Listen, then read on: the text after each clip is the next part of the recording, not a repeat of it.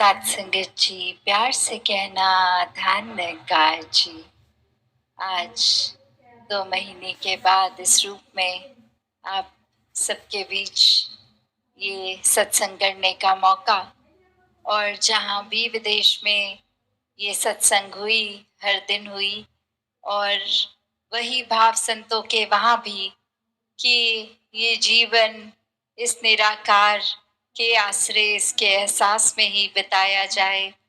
वही जो संतों ने हमेशा समझाया, ये वहाँ भी बात, ये यहाँ भी, क्योंकि ये सच, ये निराकार, ये परमात्मा कोई समय का या जगह का मोहताज नहीं है। ये हर समय की कायम दायम सच्चाई है।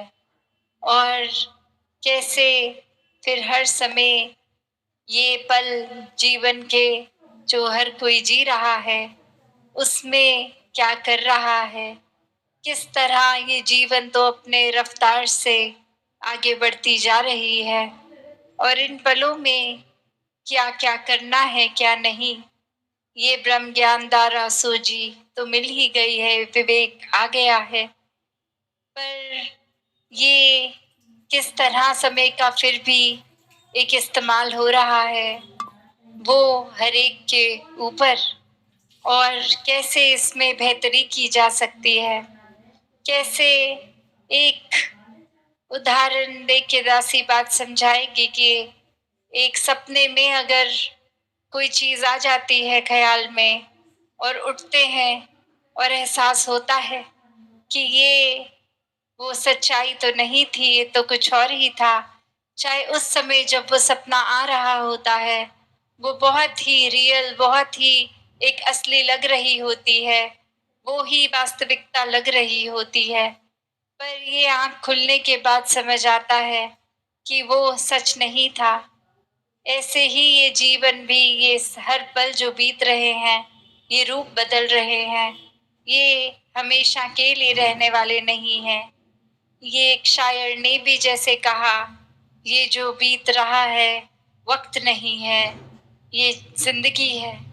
कि कैसे एक कुछ समय को हम टेक फॉर ग्रांटेड कर देते हैं कि चलो थोड़ी देर की ही बात है, कुछ काट लेते हैं, ऐसे ही समय काट लेते हैं, फिर समय ठीक हो जाएगा, या फिर हम कुछ जो करना चाहते हैं कर लेंगे। और वो जो पल है, लिविंग इन द मोमेंट वाली बात, वो नहीं कर सकते। उस समय हमें आने वाले कल के, आने वाले समय के सुधार के लिए वो ख्याल, वो टेंशन लगी रहती है, और उस समय को पूरी तरह नहीं जी पाते।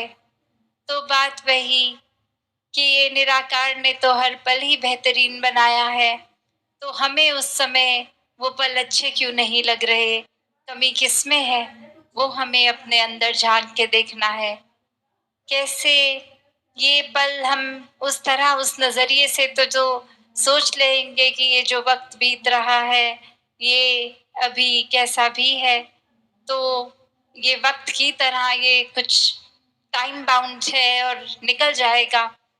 पर ये माइंडसेट ऐसा ही रखेंगे तो ये जीवन ही बीत जाएगा, और फिर ये पछतावा हाथ कि ये समय था तो क्या किया, ये शिकवे किए, ये फोकस इस तरफ रखा कि चीजें मेरे मुताबिक ठीक हो जाएं, और जिस तरह, जिस रूप में इस निराकार ने दिया, वो उस तरह को एक पूजनीय समय की तरह नहीं लिया गया, वो वैल्यू नहीं कही गई उस समय की, उस परिस्थिति की। तो बात वही कि हर परिस्थिति ही अच्छी है, हर परिस्थिति में रहना, ये बात कि हमें जैसे कश्ती में अपनी हवा के मुताबिक सेल्स को एडजस्ट करना, तो जो कर लेते हैं वो मुबारक जीवन जी लेते हैं, वो भक्ति में वाकई ही पल पल में जीते हैं।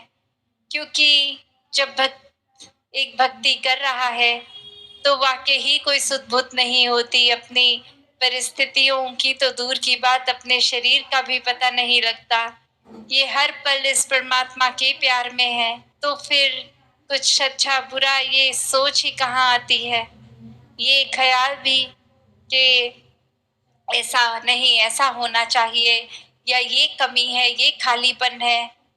पर जैसे जैसे अभी राजपिता जी ने भी जो जिक्र किया कि हम एक रास्ता किस चीज के लिए बना रहे हैं, ये खालीपन, ये गलतियों, ये कमियों पे अगर नजर ही डालते रहेंगे तो उन्होंने मैग्नीफाई होना है, उन्होंने बढ़ना है।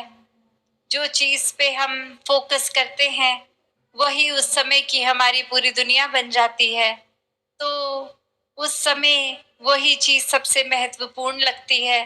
तो ऐसा अगर कुछ महत्वपूर्ण बना लिया है तो स्वाभाविक है कि सबकॉन्शियसली भी हम उसी तरफ अपनी सोच बनाए रखेंगे, क्योंकि हमारे लिए वो चीज महत्वपूर्ण है। और उसी तरह अगर इस सुकून, इस निराकार, ये खुशियों को, सदैव रहने वाले इस आनंद को एक फोकस बनाएंगे तो वाकई ही हर परिस्थिति भी प्यारी लगेगी।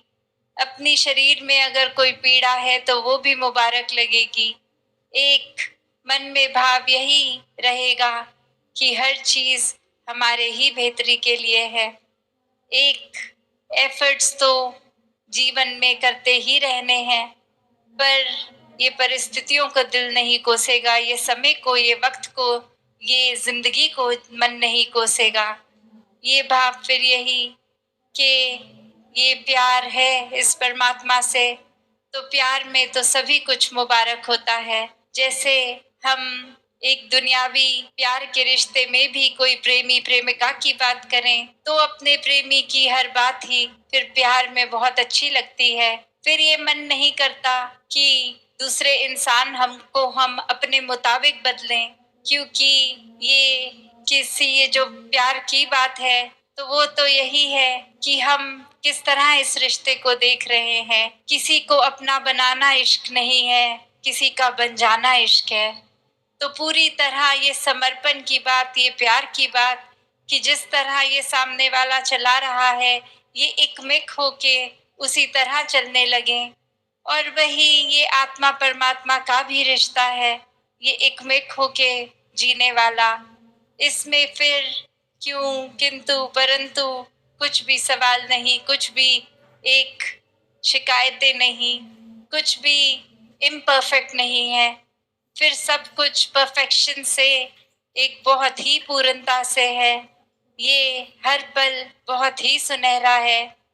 फिर ये जीवन में जो ये समागम का भी टॉपिक, ये विस्तार, तो ये विस्तार हर चीज में आएगा।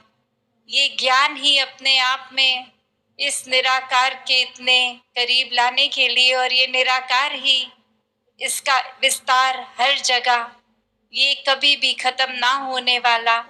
और कैसे फिर हम अपने सोच की भी विस्तार करें, अपने स्वभाव में अच्छाइयों के का भी विस्तार करें। ये पल पल में हर पहलू में जीवन के देखें तो ये अच्छाइयों का ही विस्तार हो। तो कैसे जब इस निराकार, इस पूरन से जुड़ गए तो वाकई ही हर पल सुनहरा है। ये हर पल में फिर एक सच्चाई के साथ जुड़े हैं, तो फिर फर्क नहीं पड़ता कि ये जीवन में हम किस तरह जी रहे हैं। अभी उठ के कोई अपनी ड्रीम्स बना रहे हैं या सोते हुए कोई सपना आया, सब एक बराबर लगता है, क्योंकि इस निराकार से ये लिप जुड़ गई है। और फिर वो बंद आंखों का भी सपना मुबारक है, और जीते हुए अपने सपनों की ओर एक परिश्रम करते हुए वो अचीव करने की कोशिश भी मुबारक, क्योंकि वो हर चीज ही भक्ति बनी है। फिर ये दिल हर समय खुश भी रहता है, हर एक को खुशियां देने के बहाने ढूंढता है। किसी के प्रति ऐसी सोच नहीं कि एक इंसान का नुकसान किया जाए। बस यही होता है कि अगर कोई परिस्थिति ऐसी भी है जहां खुद अपने आप को एक पल के लिए कांटा भी चुभता है, पर दूसरे के लिए अपने हाथों से वो फूल की पंखुड़ी उनके रास्ते में बिछा दी जाए, तो ऐसा ही जीवन, ये कोई किताबी बातों का जीवन नहीं है, ये कोई हाइपोथेटिकल जीवन नहीं है, ये संतों का जीवन है। संत ऐसे ही होते हैं। और अब वो हम अपने आप से मेल कर लें ऐसे जीवन का। क्या हमारा जीवन ऐसा हो गया है? ये रुतबा ये बोलने के लिए तो महापुरुष शब्द हमारे लिए संत बोल देते हैं, पर क्या हम उस पे उतरे हैं? सिर्फ ब्रह्म ज्ञान होना ही क्या काफी है? एक जीवन को ब्रह्म ज्ञान पे अगर नहीं चलाया तो ब्रह्म ज्ञान हिस्से में हो ना हो एक बराबर ही है। तो ये तो भक्ति की शुरुआत ही ब्रह्म ज्ञान है। इस भक्ति को हर एक ने जीना है, हर एक के हिस्से आ सकती है, हर एक के अंदर इस निराकार ने वो कैपेसिटी वो कैपेबिलिटी भी भरी है कि पूर्ण संत बन सके। तो जो फासला है, जो चीजें भी हमें रोक रही हैं ऐसा जीवन जीने के लिए, उसको खुद में झांक के आइडेंटिफाई करें, देखें क्या है, किन चीजों पे काम करना है। ये निराकार तो हर समय ही साथ है, इसका सहारा लेते रहें और हर पल खुद में ये सुधार करें, ये ब्रह्म ज्ञान की समझ का विस्तार करें। तो दासी और शब्दों का सहारा ना लेके इन्हीं शब्दों से आज्ञा लेगी। सात संगत जी, धन निरंकार जी।